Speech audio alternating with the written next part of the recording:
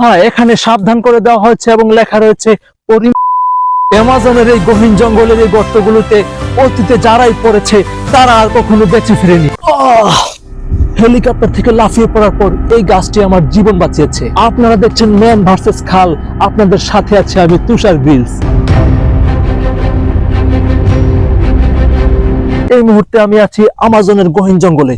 আপনারা আমার পেছনে দেখতে পাচ্ছেন অনেক গহীন জঙ্গল। এই জায়গাটা অত্যন্ত বিপজ্জনক, তাই এখানে হেলিকপ্টার নামানো সম্ভব হয়নি। এখান থেকে আমি লাফিয়ে পড়বো নিচে, কিন্তু এখানে রয়েছে একটি সমস্যা। আমার পেছনে দেখতে পাচ্ছেন -2000°C তাপমাত্রার পানি। এখান থেকে যদি আমি লাফ দেই তাহলে আমি মরে যাব। এই মুহূর্তে আমি আছি ভূপৃষ্ঠ থেকে 2000 কিলোমিটার উপরে। মাঝে মাঝে কিছু ভালোর জন্য কিছু ক্ষতি করতে হয়। এখন আমি এই উচ্চতা থেকে আরো একটু উপরে উঠবো নিচে নামার জন্য। এখানে রয়েছে আরো একটি গাছ, আমি চলে যাচ্ছি গাছের উপরে। ওই গাছ থেকে ঝুলে ঝুলে আমাকে মাটিতে নামতে হবে। এই জায়গাটাতে আমার গা ছমছম করছে, আমাকে দ্রুতই লাফিয়ে পড়তে হবে। দেখা যাক। বিসমিল্লাহ।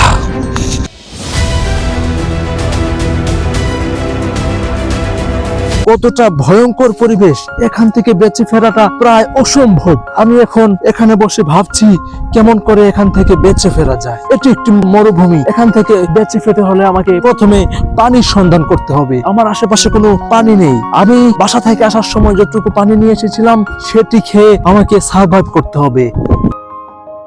ওই দূরে ওই গাছগুলোর কাছে ওখানে হয়তো লোকালয় রয়েছে। আমাদেরকে এই জায়গাটা, এই মরুভূমিটা পাড়ি দিয়ে ওখানে যেতে হবে। হয়তোবা ওখানে আমরা মানুষের সন্ধান পাবো। এই আমাজন জঙ্গলে এসে ভয়কে করতে হবে জয়। তাই যেখানে একটু জায়গা দেখবেন সেখানে এমন ভাবে লাফিয়ে পড়বেন।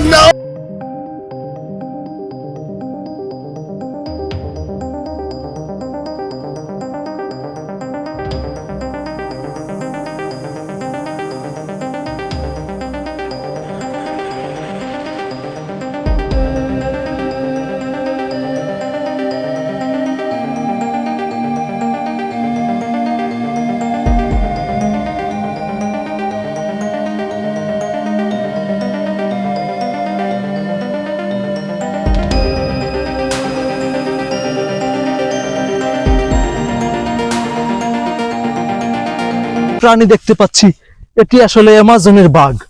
এটি বাঙালিরা মাঝে মধ্যে এটিকে গরু বলে থাকে।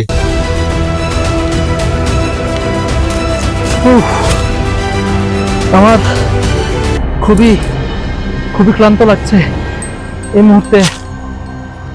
কিছু প্রোটিন, কিছু এনার্জি পেলে আমার জন্য সুবিধা হতো। তার জন্য আমাকে মাছ শিকার করতে হবে। আসুন আসুন একটি জিনিস দেখাই। এই যে দেখতে পাচ্ছেন, এটিকে আমাদের দেশের অনেক মানুষ হার্বাল প্রোডাক্ট বলে থাকে। এটি অ্যামাজন জঙ্গলে সম্ভবত আদিবাসীরা ইউজ করেছে, কিন্তু আমাদের দেশে এটি আসলে একটি মহা ঔষধ। এটি মাথা ব্যথার ঔষধ, এটি জ্বালাপোড়া কমায়। এটি আমাদের দেশে টেনশনের ঔষধ হিসাবেও কাজ করে। এই গাছের অনেক উপকারিতা। এই গাছটা থেকে একটুখানি কাঠ নিলে অতি দ্রুত আপনারা আগুন জ্বালাতে পারবেন। এই যে এখান থেকে একটি ডাল কেটে নিয়ে আমি এটি দিয়ে এখন আগুন জ্বালাবো। আগুন জ্বালানোর জন্য অবশ্যই আপনাকে অনেক বেশি ধৈর্যশীল হতে হবে। আপনাকে অনেকক্ষণ ধরে এটিকে এভাবে রেখে আপনাকে ঘষতে হবে। ঘষতে একটা সময় এখানে আসলে আগুন জ্বলে উঠবে। আমি পেরেছি, আমি পেরেছি। এখানে আগুন জ্বলে গেছে। ওই যে আপনারা ওখানে দেখতে পাচ্ছেন কচুরিপানা, আফ্রিকায় অনেক মহামূল্যবান সম্পদ। এটি দিয়ে কিন্তু সহজেই আপনি চাইলে একটুখানি আগুনে এভাবে পুড়িয়ে নিলে এটি অনেক সুস্বাদু খাবার। ইয়েস, এটি দিয়ে আমার আজকে রাত চলে যাবে। আমি এখন একটু খাচ্ছি। খুবই টেস্টি। একটি গান আছে, শুকনো পাতার মরমরে বাজে কত সুর বেদনায়।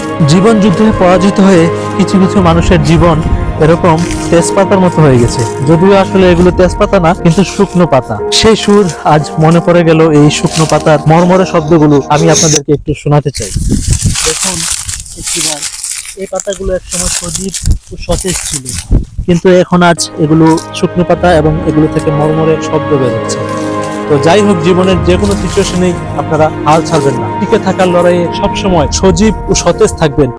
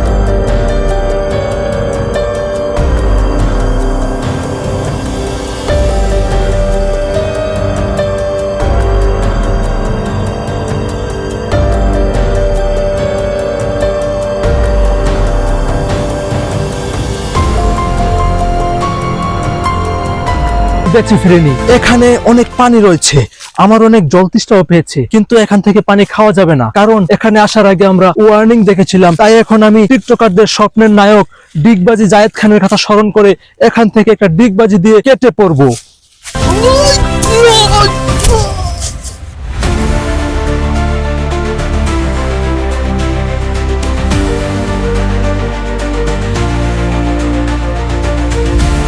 এরকম গহীন জঙ্গলে আপনারা যদি কখনো বন্য ভাল্লুকের আক্রমণের শিকার হন, তাহলে এরকম মেড্ডা গাছে উঠে যাবেন।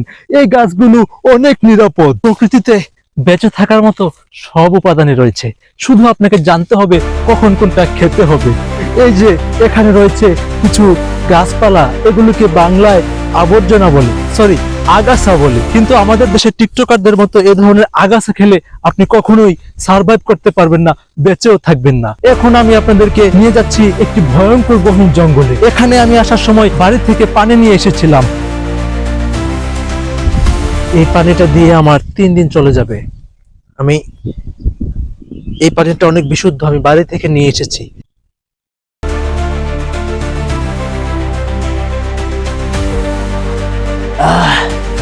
শান্তি।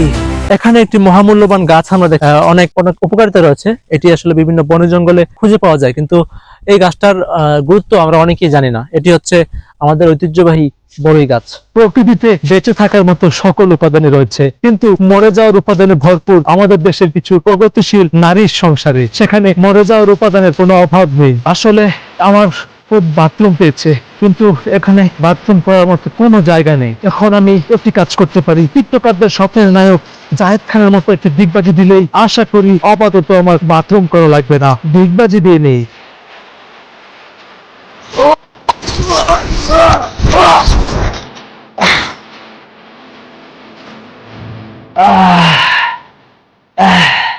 অনেকটা হালকা লাগছে। রাত ঘনিয়ে এসেছে, এখন আমাকে থাকার ব্যবস্থা করতে হবে। জঙ্গলে চলতে চলতে যদি রাত ঘনিয়ে একটু একটু জুম করে দেখান, একটু কাছে আসুন। যদি কোনো কারণে রাতের বেলা এ ধরনের ঝোপঝাড়ে জায়েদ খানের মতো ডিগবাজি দেন, তাহলে এটি কিন্তু আপনার ঢুকে যাবে। ঢুকে গেলেও সমস্যা নেই, সমস্যা হলেও মরবেন না, মরে গেলেও সমস্যা হবে না। ওই যে দেখুন, ওখানে একটি ঘর দেখা যাচ্ছে। ওই যে অবশেষে আমি লোকালয়ের সন্ধান পেয়েছি, ওখানে নিশ্চয়ই কোনো মানুষ থাকবে। এখন আমার বাড়ি ফেরার পালা। বাড়ি ফিরতে ফিরতে কিছু কথা বলতে চাই। এই অপরূপ প্রকৃতি আল্লাহরই সৃষ্টি। তিনি চেয়েছেন বলেই প্রকৃতি আমাদের অধীনস্থ থাকে। এই পৃথিবীর ঘরবাড়ি, প্রাসাদসমূহ খেলতামাশারি জায়গা। আমরা এখানে আছি অল্প সময়ের জন্য, তাই এখানে অতিরিক্ত কিছু পাওয়ার আশা না করে আল্লাহ রাব্বুল আলামিন আমাদের যে এই সুন্দর পৃথিবীতে বেঁচে থাকার সুযোগ দিয়েছেন, তার জন্য শুকরিয়া আদায় করি। আল্লাহ রাব্বুল আলামিন আমাদের সবাইকে হেদায়েত দান করুন এবং হেফাজত করুন। আসসালামু আলাইকুম ওয়া রাহমাতুল্লাহি ওয়া বারাকাতুহু।